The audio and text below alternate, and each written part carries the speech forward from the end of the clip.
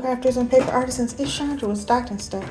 I am here, better late than never, with my September 2024 Sheetload. It was a mini slimline project, which I love. And I usually just make it, and I watch the first of the month video, and then I just go ahead and make whatever. But I had to watch the process video because I just wasn't sure what happened here. So once I saw it, I was like, oh, I got it. So these cards have been made for weeks, and I actually was stuffing envelopes for my October birthdays and realized you have not done a video.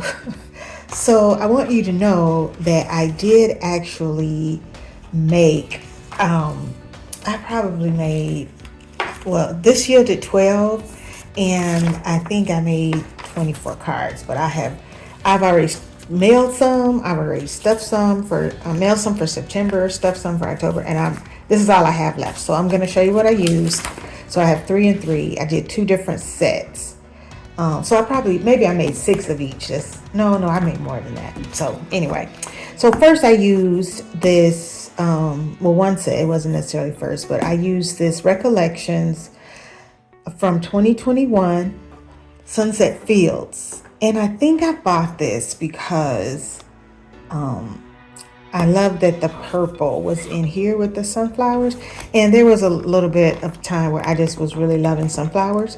And so I've used this paper, a little bit, not a whole lot, but I put a little bit of a dent in it. I think I'm going to keep it out and see what the Sheetload looks like for October, and go ahead, since I'm making fall cards, I might as well go ahead and use my fall paper. This one I just got Craftsmith, and somebody hauled it, and I was like, oh, I gotta have those pink pumpkins. That's a must.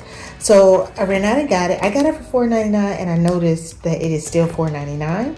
So I am recording this on the last Sunday of the month, so hopefully the sale doesn't switch over, and you'll still be able to get it. So I really love this pad, and so I use paper from here, and I love this page. I just think it'd be so pretty for something Breast Cancer Awareness Month. So I just thought it was pretty paper all the way through. So I ended up using this page, and the gingham page. I think I don't even have any of that left. The pink gingham page and the pink pumpkins. And then I went and used, and I'll show you what I did. I used one of the big scrapbooking pages. I actually used 2 different ones, and that's why I just have pieces left of those. And I'll show you why I did that. So there's the Sheetload.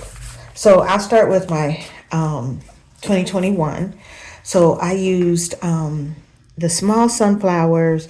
I was going to go through my 6x6, but I thought, let me check these pads first, because I didn't want the print to be too bold.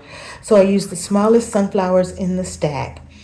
And then somebody was making the cards earlier in the month. They did it right away. And they said, oh, I wish I had back that. And I totally knew what they meant. And so I made that adjustment. So thank you for that. And then I couldn't decide what shape I was going to use. I didn't want to use a circle. If I had had a sunflower die or something like that, I definitely would have done that. But I ended up cutting one of the big scrapbook pages, and it was one of those that had the big sentiment in the middle. And so I cut each of the edges and cut these out, so there was a little bit of print. But the reason I wanted this was because this isn't white, it's beige, but it wasn't a beige that matched anything in my stash. And so I thought, what's in this pad that I can use that would be a good match? And so that's why I did that. And then I chose to do the light yellow to match the sunflower there. And then I had these stickers in a what is that? Dollar Tree, I think it was, a Dollar Tree pack. And I mailed some a couple of weeks ago, and they haven't come back. They're kind of enamel, but they're kind of puffy, and so with, you know, they're not gonna make it non-machinable. These fit in a regular, you know, envelope, like you can buy the box envelope, the smaller envelope, business envelope. And so that's why you see different prints on the front too, is because I just cut the corners off of those pages.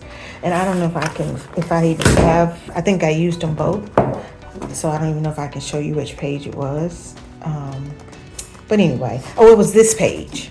So you see how there's some teal in there. So I only used the top two on this because I ended up doing it with 6 cards that I had left. And so I cut the top and the bottom of the other. And then when I had this middle piece left over, I just flipped it over and used it for the inside of the other cards. And I got that trick from somebody on YouTube as well. Like, what do you do with those pages? It's still paper, right? And so then the next card I did with the pink. So I did the pumpkin and the gingham and, excuse my teapot, and the beige. So, and the beige, you know, the beige background. But I didn't mind using white because there is a white flower in there.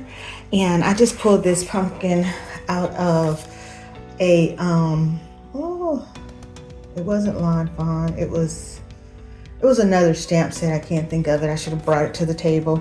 I just went through my stamps in my fall box to see if I had a pumpkin that I didn't have to do a lot of work with. I thought I had a pumpkin die. I really wanted to use that, and I just could not put my hands on it. Or maybe I was dreaming that I bought that Spellbinders die. But anyway, same concept here. I used one of the big scrapbooking pages and cut around. They all have the same sentiment. Is when I'm mass producing, it's just easier for me to do that. And then I also backed it with the pink. And so what I was saying was, this is the back of that scrapbook page from the other pad. So there you go. And I just used the same die on all of them. And so I kind of like the way they came out. I thought they all were so pretty. And these are my last 6. And I had to stop and come shoot this video before I had no evidence that I had done this sheet load. So there we go. Thanks for watching. Have a great day.